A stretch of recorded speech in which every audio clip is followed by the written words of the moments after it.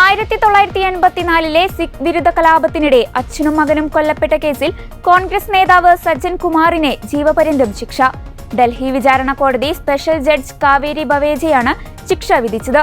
കേസിൽ Sajjan Kumar കുറ്റക്കാരനാണെന്ന് Delhi rose avenue കോടതി ഫെബ്രുവരി 12 കണ്ടെത്തിയിരുന്നു. നിലവിൽ തിഹാർ ജയിലിലാണ് സജ്ജൻ കുമാർ. വിവിധ മതവിഭാഗങ്ങൾക്കിടയിലുള്ള വിശ്വാസത്തെയും കെട്ടുറപ്പിനെയും ഇത്തരം സംഭവങ്ങൾ പ്രതികൂലമായി ബാധിക്കുമെന്നതിനാൽ അപൂർവങ്ങളിൽ അപൂർവമായ കേസായി പരിഗണിച്ച് സജ്ജൻ കുമാറിന് വധശിക്ഷ തന്നെ നൽകണമെന്ന് പ്രത്യേക അന്വേഷണ സംഘത്തിനു വേണ്ടി additional public prosecutor Manish Rawat കോടതിയെ ധരിപ്പിച്ചിരുന്നു. എന്നാൽ കോടതി ജീവപര്യന്തം ശിക്ഷയാണ് വിധിച്ചത്. ഡൽഹിയിലെ സരസ്വതി വിഹാറിലാണ് 1984 നവംബർ 1 ജസ്വീന്ത് സിംഗിനെയും മകൻ തരുൺദീപ് സിംഗിനെയും തീ കൊളുത്തി കൊലപ്പെടുത്തുകയും വീട് കൊള്ളയടിക്കുകയും ചെയ്തത്. അക്രമി സംഘത്തെ നയിച്ചത് സജ്ജൻ കുമാർ ആണെന്ന് പ്രത്യേക അന്വേഷണ സംഘം വ്യക്തമാക്കിയിരുന്നു. 1991 സജ്ജൻ കുമാറിനെതിരെ FIR രജിസ്റ്റർ ചെയ്തത്. 1994 തെളിവില്ലെന്ന പേരിൽ കുറ്റപത്രം തള്ളി.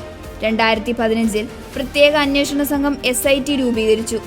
2016 പുനരന്വേഷണം വേണമെന്ന് കോടതിയിൽ ആവശ്യപ്പെട്ട SIT 2021 സജ്ജൻ കുമാറിനെ അറസ്റ്റ് ചെയ്തു. ഡൽഹി പാലം കോളനിയിൽ 5 പേർ കൊല്ലപ്പെട്ട കേസിലാണ് നേരത്തെ സജ്ജൻ കുമാറിന് ജീവപര്യന്തം തടവ് ലഭിച്ചത്. ഇതിനെതിരായ ഹർജി സുപ്രീം കോടതിയുടെ പരിഗണനയിലാണ്.